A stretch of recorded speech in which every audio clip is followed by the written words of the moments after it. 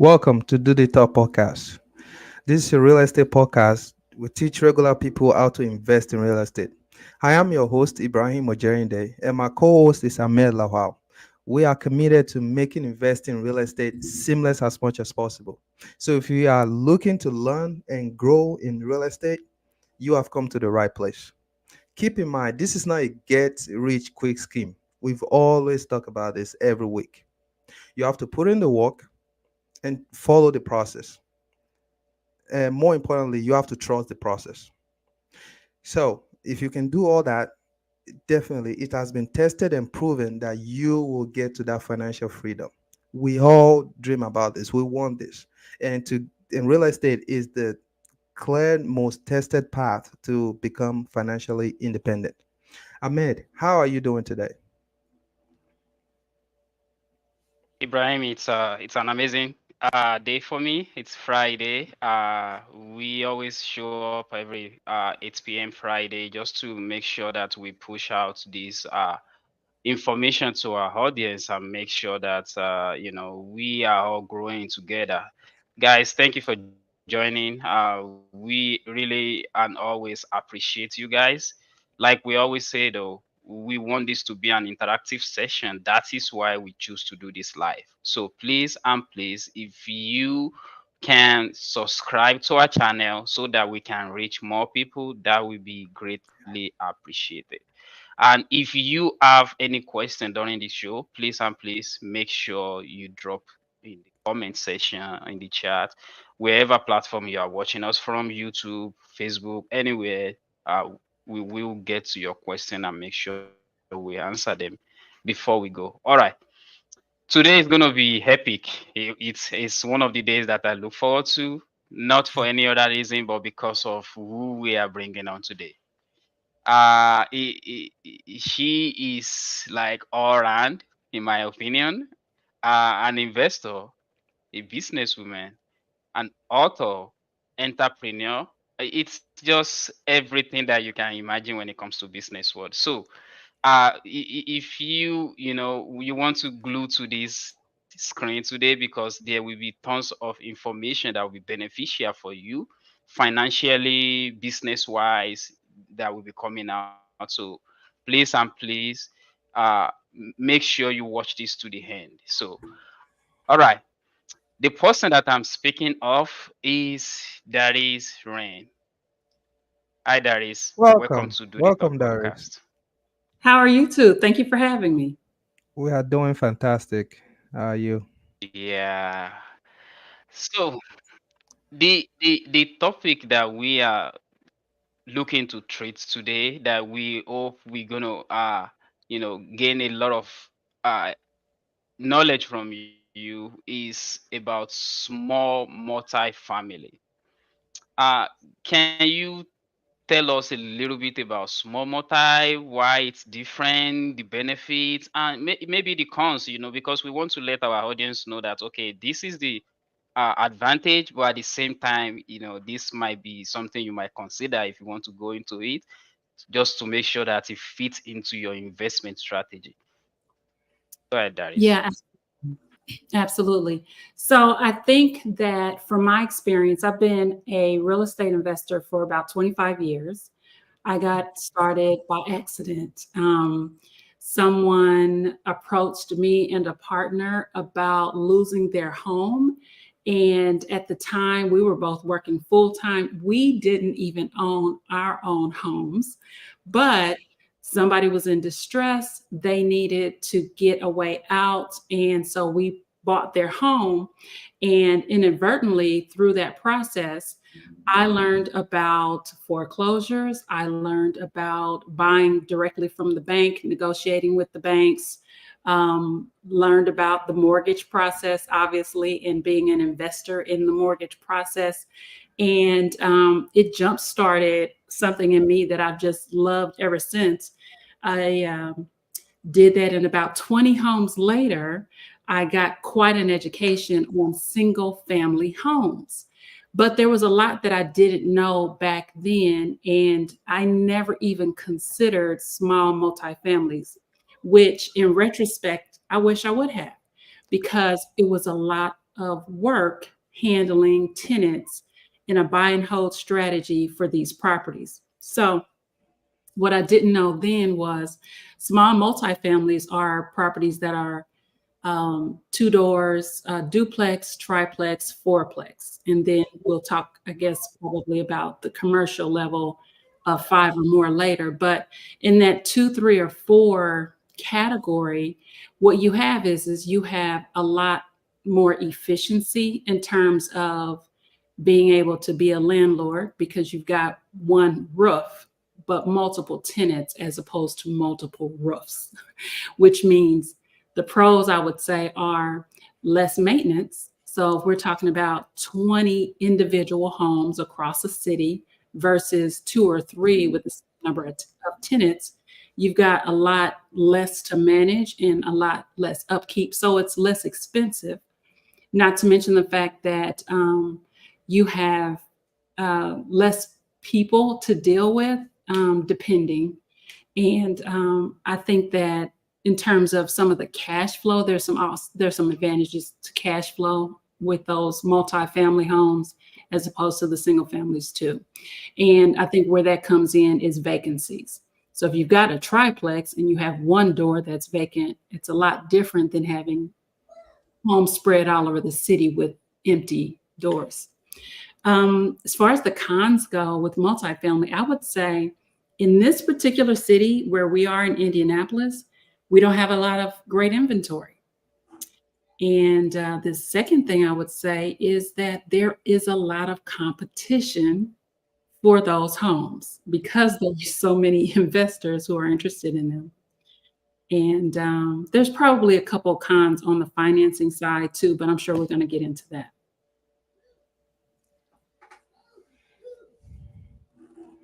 Ahmed. Absolutely, absolutely. Thank you so much. You just cover a lot in the Yeah. space of 2, 3, 4 minutes. I honestly, you cover single family, small multi-family, the financing part of it, the demographics and the kind of investor that we have in Indy. That is a lot of information. So just to bring us back a little bit and let people understand a little bit about all those little pieces. You mentioned something about financing. Can you expatiate a little bit on that? Sure. So when you think about a traditional homeowner who's purchasing a home, the financing is pretty straightforward. You go to the bank Oh, and you try, and those qualifications are based on you, your income, and it's pretty straightforward. You either qualify or you don't. There are a ton of programs, and it's simple. When it comes to investment properties and specifically multifamilies, the banks and lenders look at that transaction much differently because now you're talking about an income producing property. And so the qualifications are going to be based on the property and you sometimes, but mostly the property. So if you want to get a loan on something that is cash flowing, then you're going to have to show the bank that this is a property that cash flows. So the paperwork is a little bit different. The due diligence, it's a little bit different. There are a lot of Absolutely. options, though, Absolutely. on the investor side. I would say more so than on the single um, purchasing a home for yourself side.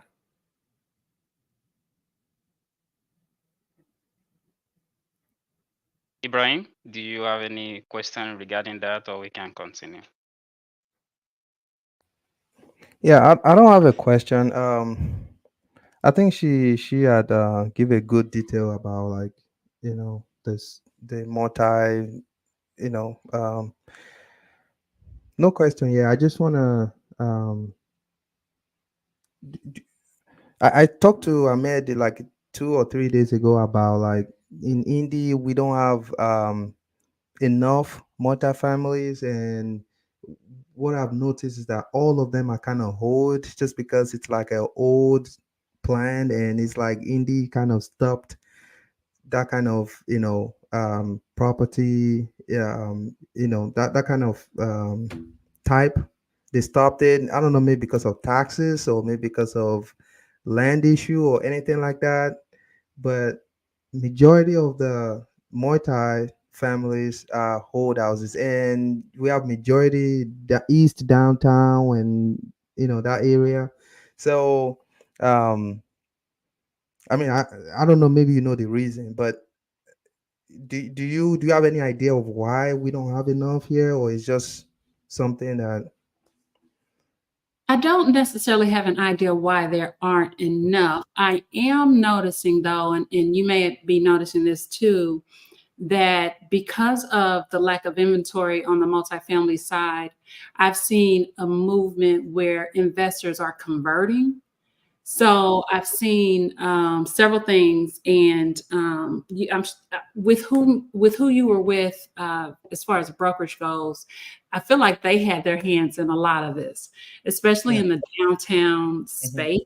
But I saw where investors were coming in and taking older multifamilies and either going from a 4 to a 2, or sometimes 2 to 3s or what have you. But I've seen a lot of conversions happen in the real estate space because there are more opportunities for you to earn more. Something else I'm seeing, and this is even on the market right now, I went and took a look, and there are about 106 properties that are in the 2 to 4 unit space right now that are active in Indianapolis. And there's about 5 or 6 of them that are new construction. But of course, those wouldn't appeal to a traditional investor because they're 400, 500, 600,000. And unless they were going to live in one, a homeowner is going to live in one side and rent the others, then, we're usually looking for some value add when we invest. So there's a lot of different things going on in terms of the amount of inventory and the type of inventory. And I'm happy to see it. People are trying to solve that problem. Thank you for that. Yeah. Also, there is another thing I want to ask. I'm gonna be going back to the financing part a little bit. Half of it is gonna be financing. Another part of it is gonna be about the property types. So when we talk about small multifamily, what is the difference between why do we put small in front of the multi and we put big multi? What will be the difference? Can you expatiate on the small and the big multifamily? Yeah, so one of the bigger differences is when you're talking about a 2, 3, or 4 unit, some of those they're still considered residential properties as opposed to a unit of 5 or more, which cross over into the commercial side of lending. So the idea is that if I have maybe a 2 or 3 or 4, then the idea is that I'm going to live in one side when I purchase it and just rent the others out. And so I can still walk into a traditional bank and apply for a residential loan. When you're at 5 or more, that's the cutoff. You're talking commercial lending, the guidelines are different. And so that property is going to be looked at as a business. And it's that straightforward. So you are indeed an entrepreneur, you know, an investor, and you will be looked at and dealt with differently.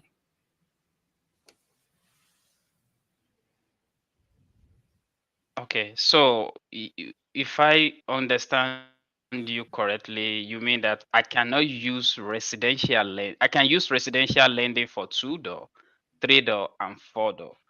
But when I cut over to door 5 and above, I cannot use residential loan anymore. Like we're talking about FHA, conventional, USDA, and all these other residential loans. Is that correct? Actually, no, there are commercial loans for 5 doors or more, and Fannie Mae has programs, HUD has programs. all of the big players have programs, but it's how they categorize those units. So five or more is going to be categorized as commercial. Like I said, and the guidelines changed pretty significantly. And one of the interesting things about lending, whether you're on the residential side or the commercial side, I mean, it's typically going to boil down to the same factors. It's going to be how much is the down payment? Are we talking 3.5%, 5%? Are we talking 20%, 25%, 30%, right? So down payment is always going to be a factor depending on the class and the category. You're going to have the term, are we talking amortized over 20 years, over 30 years? So is my payment X or X plus Y? You're going to have credit worthiness. So with the residential side, obviously the credit worthiness is heavy borrower. On the commercial side, you can walk into commercial opportunities and be approved for loans with less than perfect credit, with bankruptcies and other things that would give problems on the residential side. However, there's always going to be some kind of offset. So sure, you can find a lender that will give you a loan on a commercial building, 10 unit, 20 unit, whatever, and you have less than perfect credit, or you have, bankruptcy or what have you, but they're going to ask you for more of a down payment, right? Or something to offset that risk. But loan programs, I've always told people who are thinking about investing. Can you Go ahead. go ahead? Sorry. I was just going to finish and say, Okay, so I want you to explain oh my God. Bankruptcy a little bit, just a little bit more, just so our audience can understand what that means. So, in terms of a bankruptcy, there is a code in the legal and I guess it's more so the legal system, where if there have been there's someone who has accumulated a lot of debt and they are not able to pay that debt off, whether it be installment loans from cars or credit cards, or there's a lot of different, or mortgages or what have you. There is a law that will allow you to go and file a bankruptcy to dismiss or reorganize that debt. And so in our country, there is a bit of a stain in those situations, because it means that your ability to borrow is it's difficult. It's not impossible, but it's a little difficult. So traditionally, someone who has had some issues paying off debt will have a little bit more difficulty when they go to apply for more debt. I mean, it just makes sense. So whereas that could stop you or put some real stringent guidelines against you in borrowing for your home, there's a waiting period.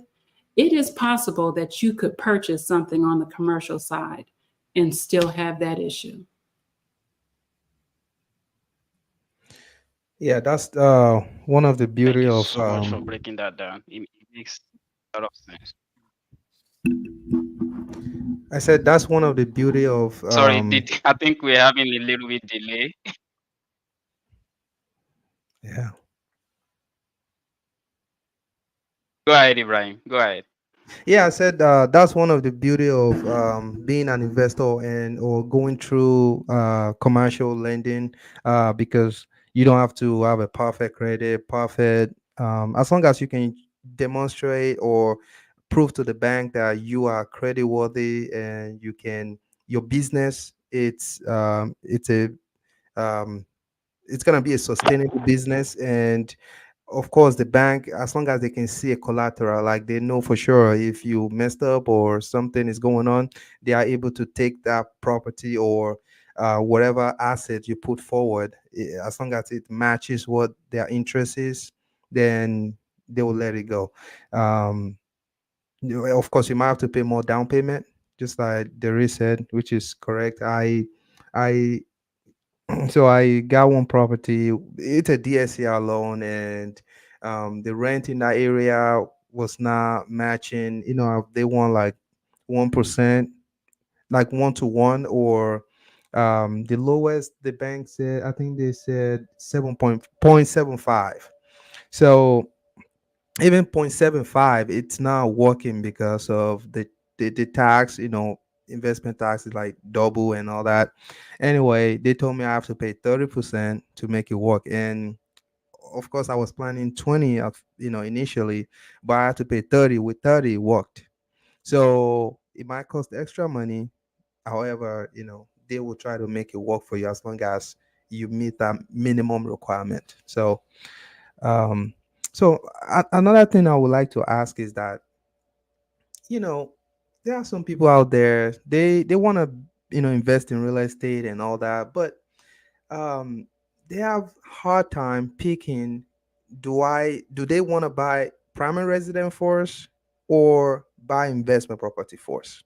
So, and majority of them will say, "Yeah, I want to invest, but I don't know. Okay, maybe after I buy my primary resident, or maybe if I buy."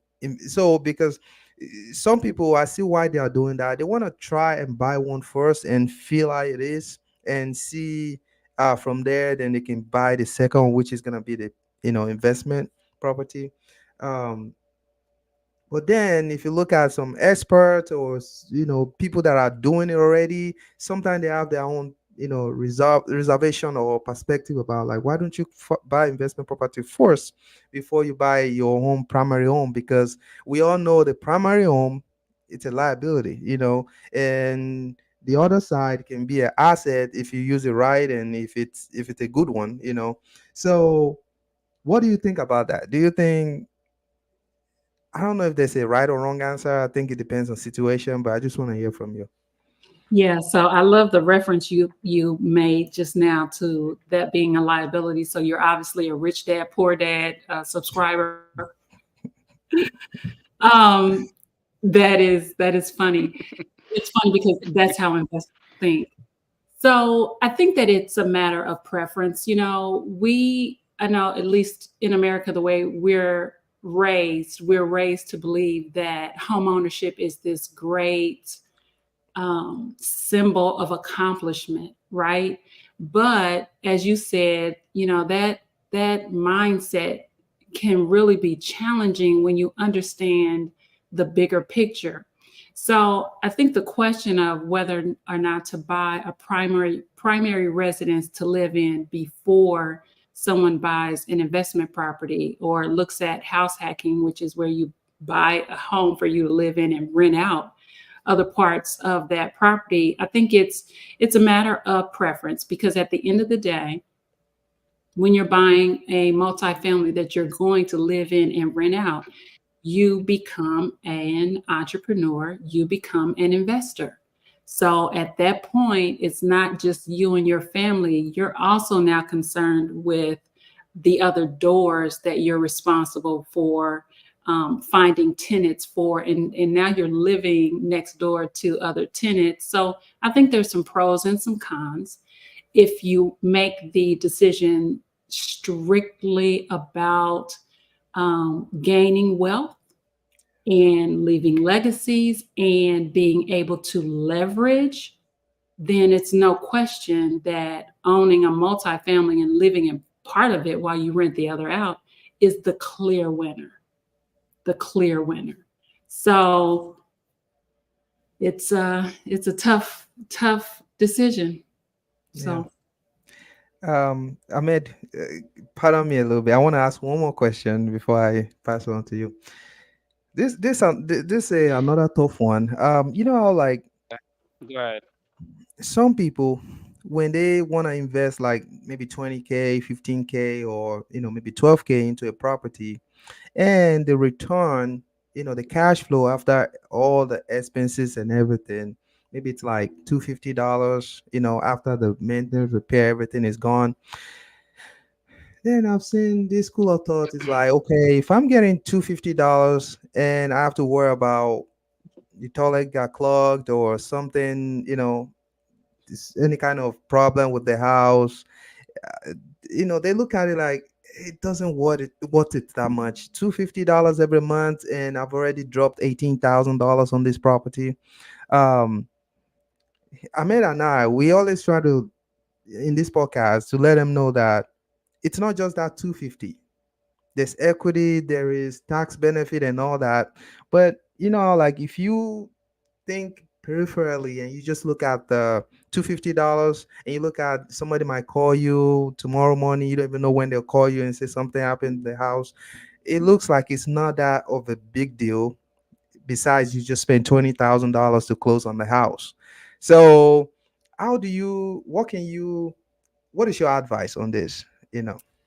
Yeah, so it's interesting that you bring that up because that a person that is concerned about or looking at a transaction like buying real estate and only considering the cash flow tells me that that person doesn't understand the entire big picture, right? Because purchasing a piece of property is, I said the word a few minutes ago, it is leverage for you to go and build a portfolio of other properties. It puts you at the front of the line in terms of building wealth for your family. So the cash flow is a small microcosm of the formula for why it's important to invest in real estate. It's cash flow, sure, and if you get $100 a door, good for you. It's not about the cash flow because the bigger play is in what you said. It is the tax advantages, it is the depreciation that you can write off, it is also the appreciation of the That you value. get in. And I mean, just going from 2019 to today, my goodness, the way that the values of homes have gone up in our area is outstanding. So it's a bigger play than just the cash flow. Cash flow should be the last part of your formula when you're in due diligence trying to figure out whether or not to buy a property. That is not the biggest, most important part of the conversation.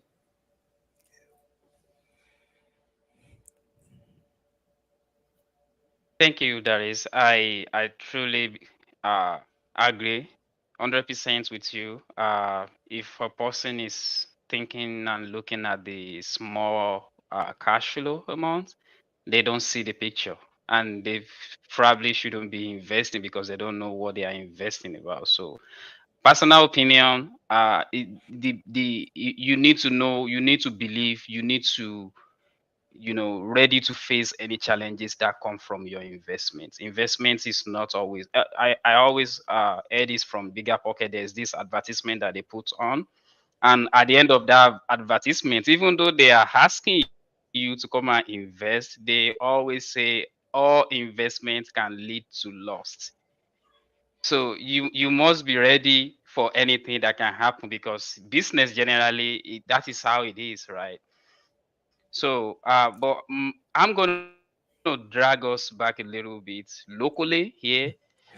What will be the best way, in your opinion, how people can venture into small multifamily? If I want to buy small multifamily tomorrow, what should I do Well, here in Nigeria? in this particular market, if you wanted to buy multi tomorrow, what I would say is that you need to go and consider off market properties. And I would consider talking to the bigger companies in the city that offer off market. Because everybody has access to, the retail channel, which is the MLS, and by the time something is on the MLS, chances are it's already been picked over by investors. So, I mean, the key, it's funny, I got a call from my college roommate yesterday, and she has been talking about getting into real estate investing for years. And I'm sure you too have these conversations with people who are interested but not committed to real estate yet. And she sends me a property, and it just, there was nothing to check off that would interest an investor about this property. It had been totally rehabbed. It was on the MLS, so it was being sold for retail price, and it was in an up and coming area, which is what drew her in. But I had to say, listen, this is just not how we do it. You're literally talking about buying something that an investor owns, and they've already got they're going to get the value out of it as soon as you close. So that's just not how we go about it. So to directly answer your question, I would go probably to some of the bigger wholesalers that have a huge inventory of properties that they're negotiating for, and I would deal directly with them if you wanted something quick and you wanted to make money.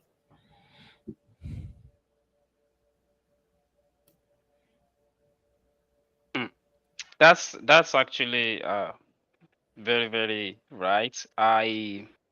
I'm working on a duplex right now, and it took me a while. I have to like literally subscribe to all this wholesaling email channel, and each time they send me something, I always reply back. But see, this is what I reply. I'm looking for a duplex. This is a single family. So they keep seeing that email coming from me every single time. So now they know what I'm looking for, and immediately they get something on their plate that is a duplex. The guy rang me directly, like, "Hey, bro, I know you always reply to our email. I never even know maybe they see that email, but that is what I always do." And the guy rang Yes. me, "Will you be able to come and look at it tomorrow?"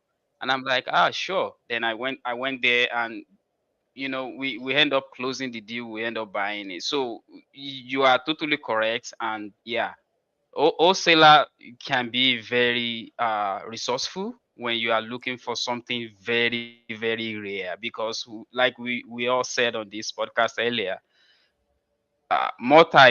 especially small multi are very, very scarce, just because of the numbers of people that are looking for it. So if you are on MLS looking for it, I don't say you can't find it, but good luck.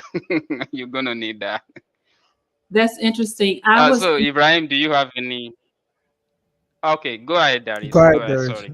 Yeah, I was going to tell you an interesting story. So I was at a meeting a few months ago, and it was held by one of the bigger wholesalers here in the city. And before the meeting got started, we were just, having casual conversation with a lot of the people in the room. And the owner of the company, I won't say who he is, but the owner of the company was talking about the amount of money they spend on a monthly basis to acquire properties. And I'm talking, you and I know all of this, but I'm talking the sales calls, the texts, the trying to reach a distressed seller and negotiate a deal and buy this property off market.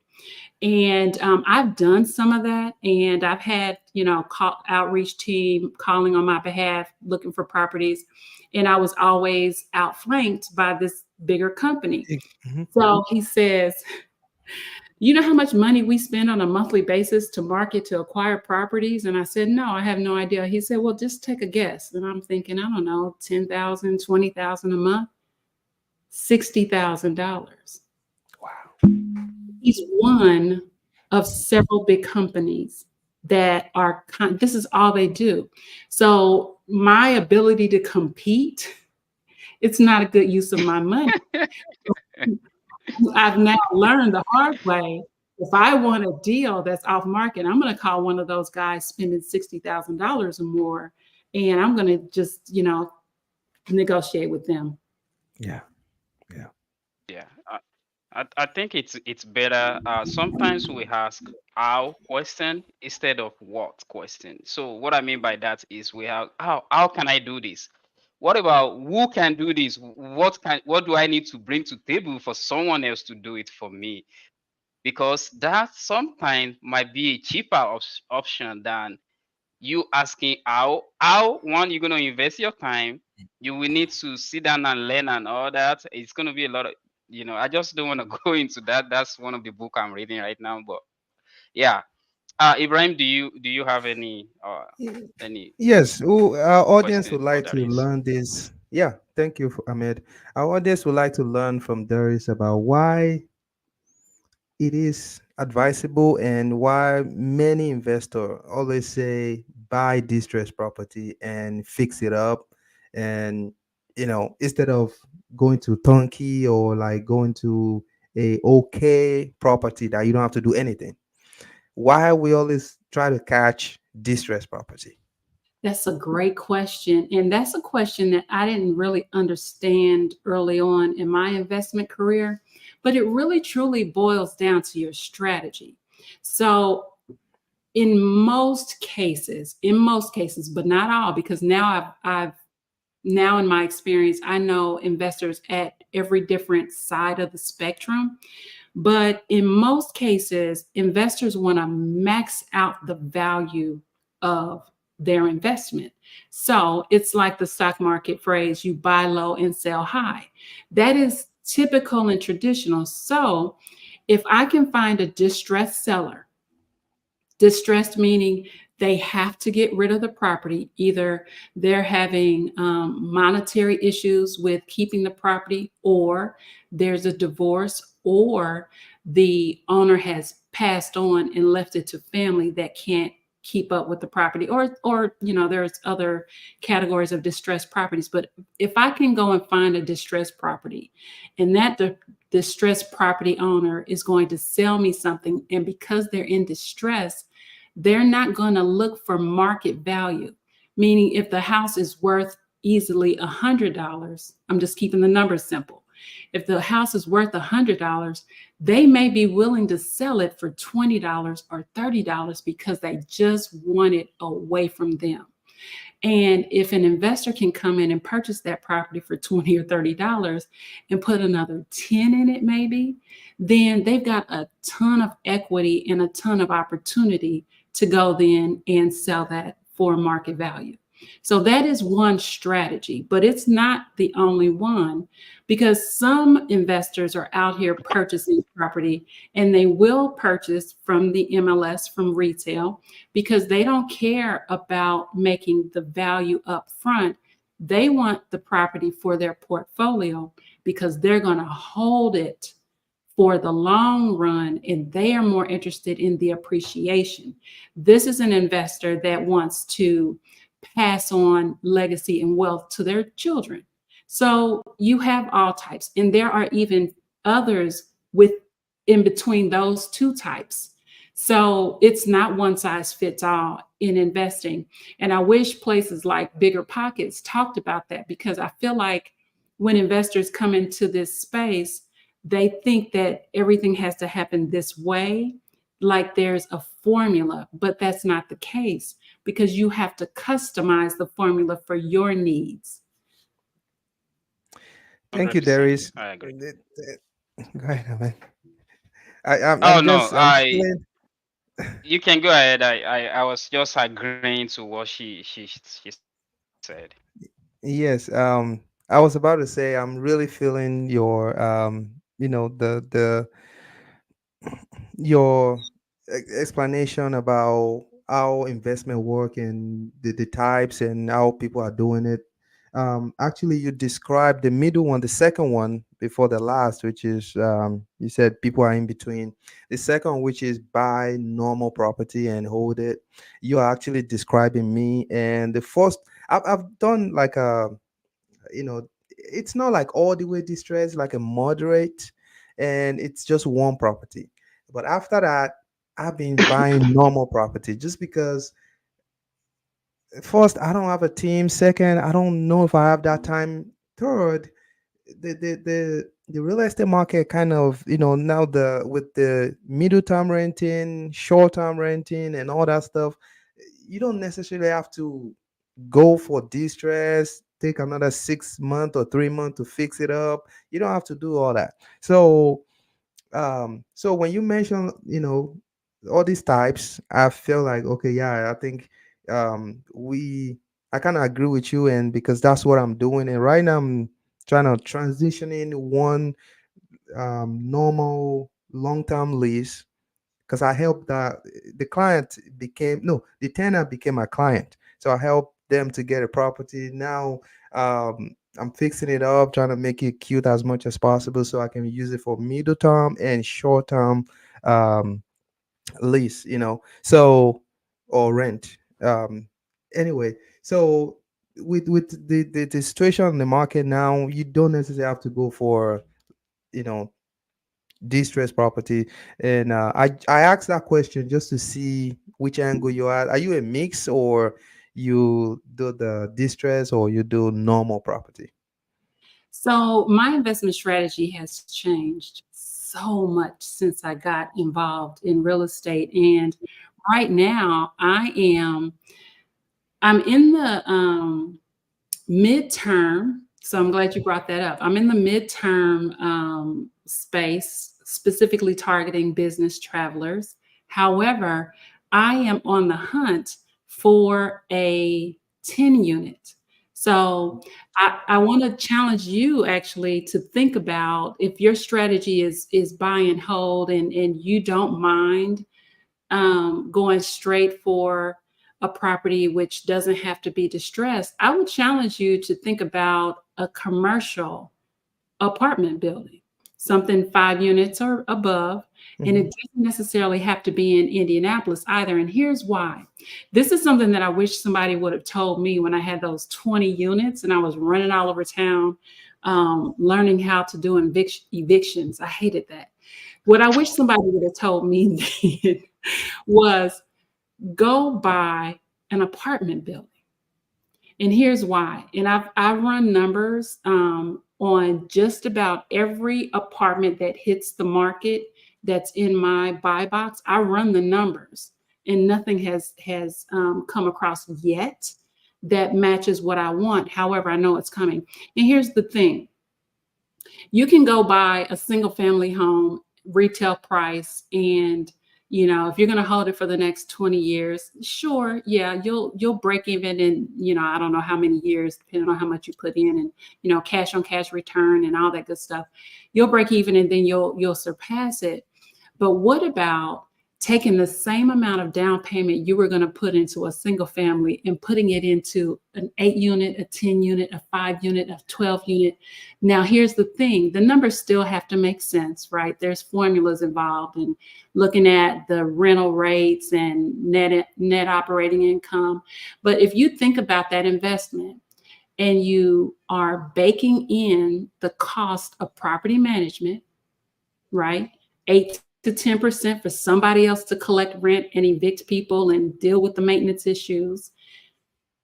In most cases, that's a stronger play. And it's more passive than I'm going to own a property over here. And then as soon as I save up another 20, 30% down payment, I'm going to buy another one. Just something to think about. Yeah, yeah. Thank you for that. I really appreciate that. So, I've been I've been looking at different. Ahmed and I, we're looking at like going out of Indianapolis a little bit, like Columbus and all that. But we've been trying. It's just a little challenging, and we haven't give up yet. But we know we have to pay more attention and spend more time for it. And I guess, Ahmed, we are being challenged now, so we have to do something. Okay, go ahead, Ahmed. Yeah. So I know we're running close to our time here, and I still feel like I need to get more brain from you, Darius. So I'm gonna go back a little bit.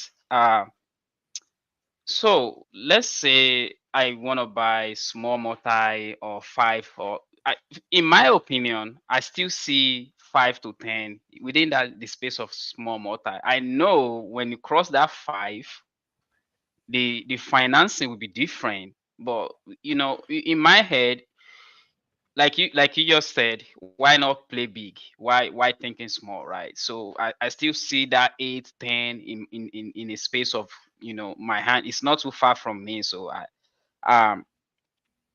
what should people be looking for when they want to buy all these small multifamily? What should they be looking for? That's one. And what should they be avoiding? Once they see it, they should pick their shoe and run. Oh, yeah, that's so good. So I love real estate and commercial real estate specifically because it is an objective decision. It is not like buying a home where you have to pay attention to the school districts and where are my kids going to play in the park nearby. This is a business decision. So, like I mentioned a few minutes ago, you should walk in the door, first of all, already knowing what you need to get out of the deal. And what a lot of investors I know, the way they operate is I don't actually care about the property as much as I care that it fits my criteria, right? So I'll take you through a typical day for me. A typical day for me, if I have a commercial multifamily that I'm looking at, is I need, I will contact the commercial broker, um, and I will find out what the net operating income is. I want to know what the rent rolls are. And so the net operating income is going to tell me the expenses and the revenue that that apartment is bringing in. And then the rent rolls are going to tell me what the current tenants are paying for rent. And I'm going to look to see whether it's market rate or not. Typically, it's not, especially if it's a mom and pop owner.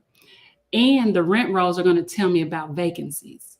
So, yes, it's a 10 unit, but units are vacant, or yes, it's a 10 unit, but two are vacant and two are behind on their rent. Like, I need to know that. And I'm going to marry that data to, like I said, market rents to see if there's some upside potential in that property. And then I'm going to start calculating. I'm going to calculate the cap rate. I'm going to calculate cash on cash return. I'm going to calculate the things I need to know. I'm going to consider the down payment. I'm going to consider the loan rates that are going on that day. And I'm going to consider a couple other factors that I know I'm going to come across when it comes to the lender and what they're going to ask me for. And I'm going to consider how quickly I'm going to get my money back. So I'm going to run the numbers. I'm going to include the cost of property management because I don't want to knock on doors every month asking for rent payments. And so I'm gonna throw it all on a piece of paper and I'm going to determine if I even want to go see it. I don't need to leave my So office if those things haven't been, determined. And so that's what I'm looking for. I'm also going to consider the class. So within multifamily, there are different classes in multifamily. There's A, B, C. C is going to be a class that is probably in a less desirable neighborhood. But if it's in a less desirable neighborhood, but it's on a bus line and I can, qualify for Section 8, or, I mean, all those things are going to go into the decision factor as well, which is why it's easy to take your show on the road and look for a property outside of the city because, it's just numbers. Do the numbers work? So I have a lot of investors that are contacting me from out of state and even out of country trying to get properties in this city because they don't care about location, and neither should we. Now you asked about, and I hope that helped you on the front side of that question. As far as the cons go, it's real simple. If the numbers don't make sense, it's a no-go.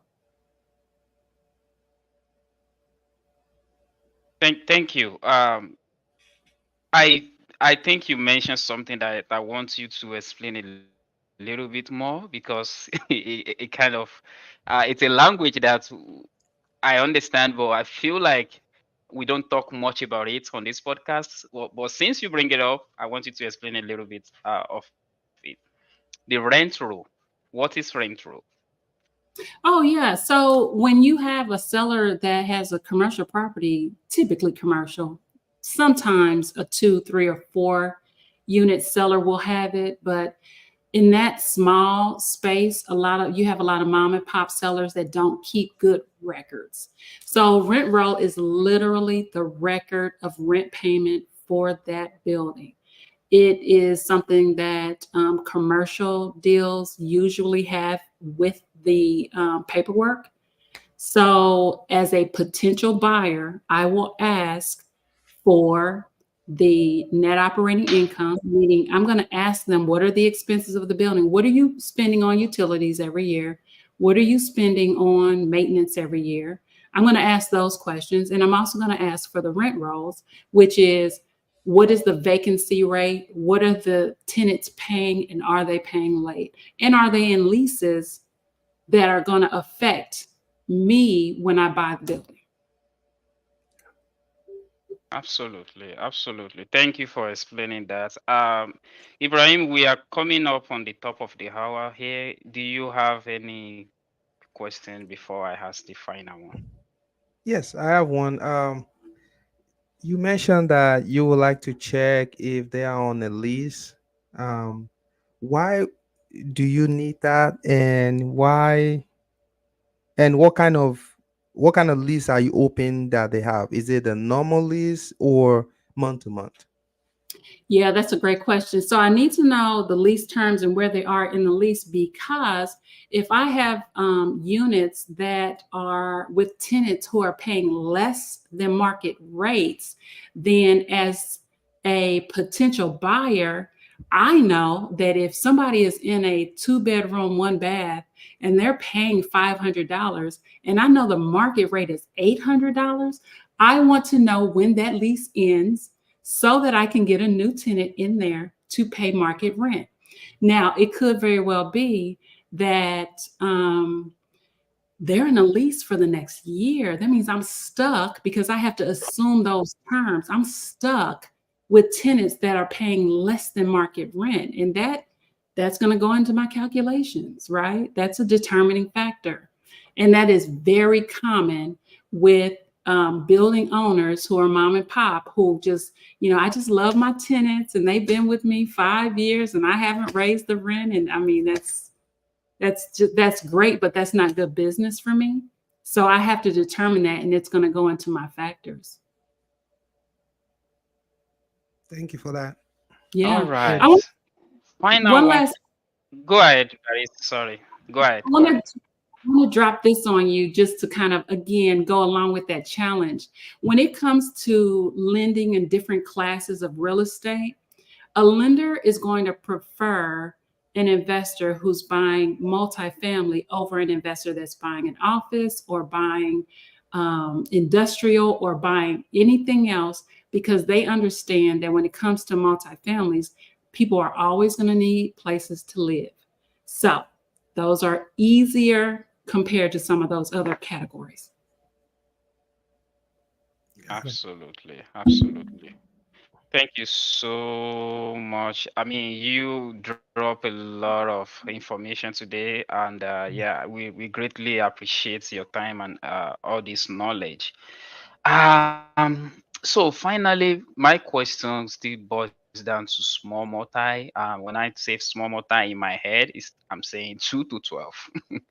So, 2 to 12. do you think, yeah, preferably, would you rather go with a um, unit that you as a landlord you are paying the utility, or like passing that on to your tenant? What's your That's a great preference? That's going to depend. I don't want to if I don't have to, but if it still cash flows and I'm not in the red, I'll consider it. But the more important thing is if the units are all separately metered, then why wouldn't we? You know, if you have one big apartment building, but there's only one meter for all of the tenants' utilities coming into one spot and you have to, that's one thing. But why would you if you don't have to? Absolutely, absolutely. Uh, Ibrahim, do you have any final thing before we? Uh, Well, I just I want to think take we got this a opportunity to question thank from D. Darius. Yeah, I just want to thank her for coming today. I mean, we really appreciate all the knowledge that you have passed on to us. And and I will keep your challenge. Ahmed, we have to keep this challenge. We Yeah, have well, let's to, go. yeah, we have to keep this challenge. And I mean, in this podcast, our goal is to, learn and grow together, with our audience.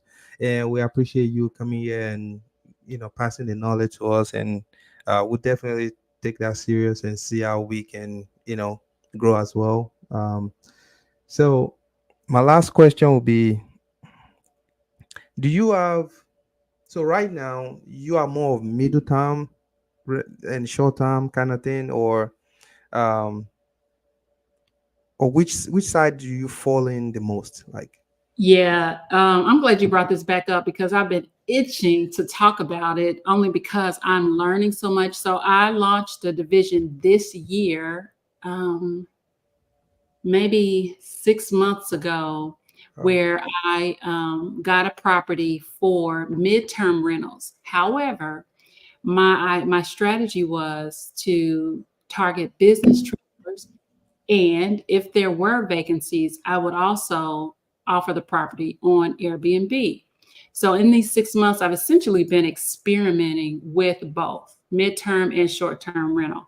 And I will say that I'm not sure if you've looked into it. I don't know how far into it you are, but when I was thinking about it, I used several different platforms to get an idea of the historical information. So AirDNA was one of them. And I remember in my research, the vacancy rate in Indiana specifically was abysmal. I mean, bad, bad. And so I thought, well, I'm pretty smart. I can't just accept that. And I'm going to go into this and I'm going to figure it out. And I'm going for 100% vacancy. I don't care what the historical data is. Well, listen, it is very difficult to manage this midterm, short term rental. And so one of the things that I learned is that I have had the wonderful experience of travel nurses staying in my properties, which is ideal because they stay for 90 days at least. They've already been vetted by their agencies to be in this area, and they are pretty, you know, generally great tenants. And there's less turnover, which is ideal. What I didn't know and understand at the time is that in between those times, you have vacancy, and Airbnb is a very tricky platform to operate. And so I have had unwanted vacancies. And so I've had to figure out how to change my rates, and I mean, it's a constant monitoring to be able to change the rates so that you attract some attention, and you can decrease your vacancies. But I mean, it's a tricky business. I will say that it's much trickier than I thought it was going to be.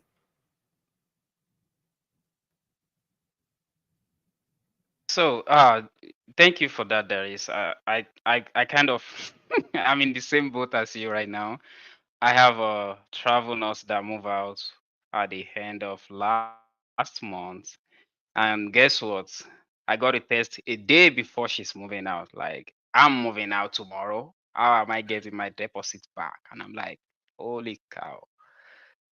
I put in my contract minimum of 30 days notice. Even though we both had contracts, she extended 1 month. So I expect she should have signified or tell me something. So because she extended, so in my mind, I think, okay, maybe she's going to be extending for quite some time now. So I don't even bother to. And I sent out a test, not knowing that she replied to my test, but I didn't get it. So it was a mess. That house is still open right now. It's been open for 14 days, and you and I know what that can mean at the end of the month. It's definitely going to be red for that property this month. But I kind of resonate with what you're saying. That is why I bring that up. It's really it's something that I'm hoping and praying the person I'm talking to today is going to come true. I finally have a interested travel nurse, but you never know until you sign that contract. You never know. So, of course, there's a lot of competition right now. They are checking other places and all that. So, That it is what it is, though. So yeah, um, if our audience were to reach out to you, Darius, how can they reach out to you? I think the easiest thing is to catch me on Instagram. I'm just at Darice Rene. I do have an investor website set up. It's rentalpropertystrategies.com. Rentalpropertystrategies.com. I Properties. am very interested in talking to investors right now who have properties in their portfolios and they're not evaluating them. It's a big problem and people are losing a ton of money. So I'm hoping to have more conversations like that with investors. Thank you, Absolutely. Darius. I wasn't able to reply because my daughter was just anyway. So about the quickly, yeah, it's kind of tough in indie.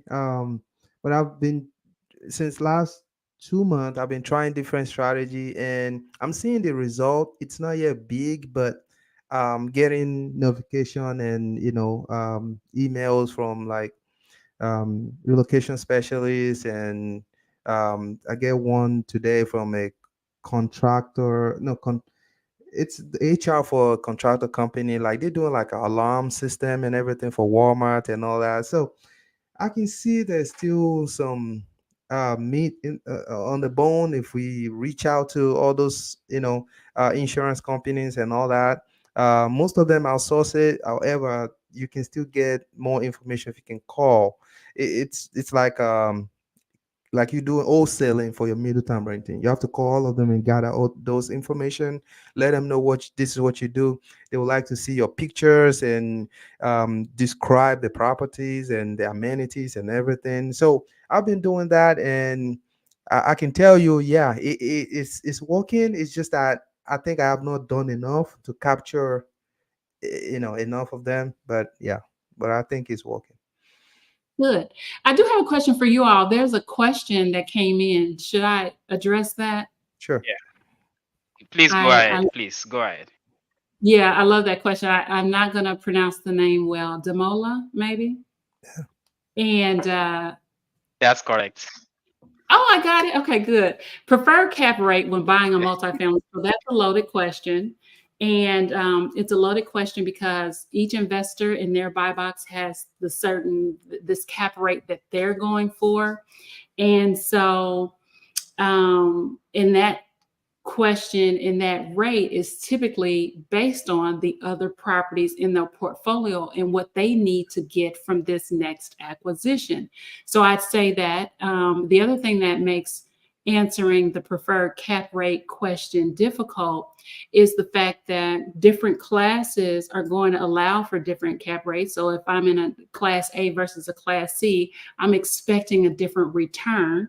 So that's one thing. And then the other thing is that in this rate environment, with interest rates being where they are, I mean, I want a cap rate that at least is beating out the rate that I'm paying for the financing.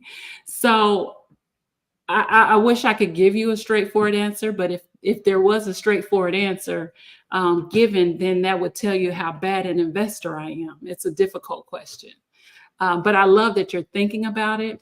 What I would be mostly concerned with is the other parts of your formula that you're considering when buying that multifamily and how it lines up with your long-term goals.